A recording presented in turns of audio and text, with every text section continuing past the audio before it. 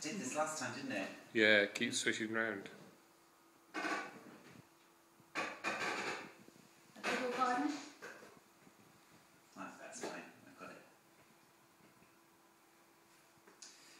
Ready? Yep. Okay. Hello everybody, welcome to The Little Black Box and welcome to tonight's screening of Howl's Moving Castle. This is the American dub version, not the subtitled version.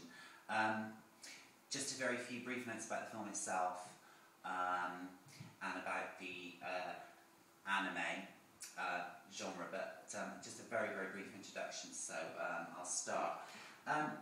Japanese cinema developed rapidly, similarly to Western production, and by 1910 it had a thriving, fertile and distinctly national film industry.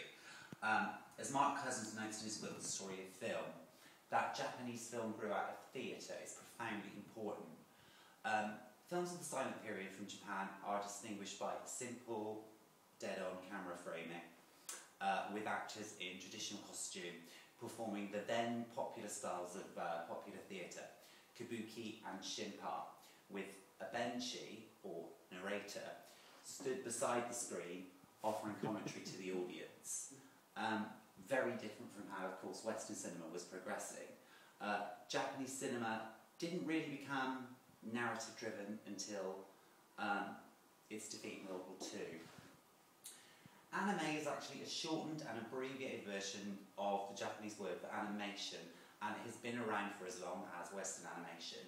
The term today, however, has less broader meaning in the West, meaning a distinctive style of this animation, pioneered by the work of Osamu Tezuka. Sorry, one thing I meant to say at the beginning is my Japanese pronunciation will be atrocious.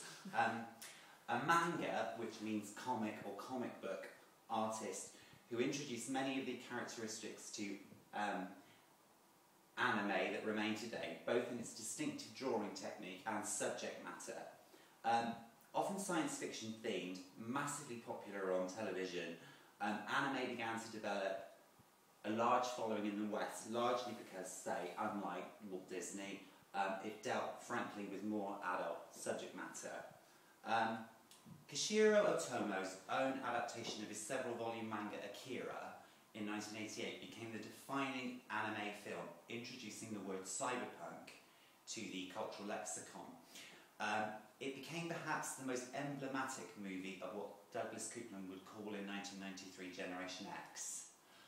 Generation X are the generation born between the mid-60s and the beginning of the 80s, coming of age in a world post-feminist, post-civil rights, massive technologically advanced, yet one struggling excuse me, under the reactionary policies of Reagan, the erosion of the nuclear family, the fall of mass capitalism, an active rejection of all religious institutions, the shadow of AIDS hovering above everything.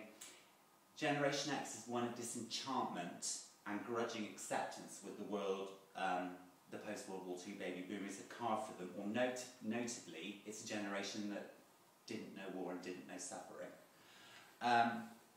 Akira, with its apocalyptic worldview, became one of the most emblematic Generation X movies. Born in 1941, often compared to Western directors like Disney, Spielberg, Robert Zemeckis, Hayao Miyazaki is often credited with bringing anime to the big screen with his 1979 film Arsène Lupin and the Castle of Cagliostro, I think, followed by Laputo, The Castle in the Sky in 1986. Miyazaki rejects the dystopia of directors like Otomo, offering a much more positive worldview. Princess, I didn't ask anyone how you pronounce this, Princess Mononoke in 1997 became the biggest theatrical hit in Japan's history. Spirited Away in 2001 scooped Best Animated Feature at the 2002 Academy Awards. His films are mythological, fairy tale-like, underlying subtext such as feminism, environmentalism, the transition from childhood to adulthood, which often using flight as a metaphor.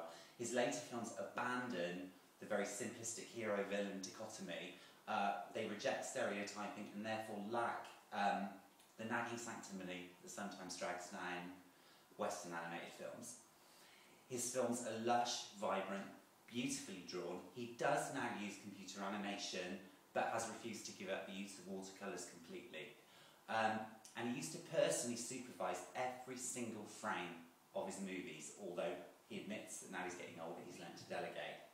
He recently co-wrote, although didn't direct, a film called The Secret World of Arate, which opened in the US last Friday. Children's author Diana Wynne Jones, who passed away late last year, often seen as a precursor to J.K. Rowling, Howl's Moving Castle, which she first published in 1986, could have been written for Miyazaki, although he only actually came out of retirement in fact, to direct the project after the first director had bailed.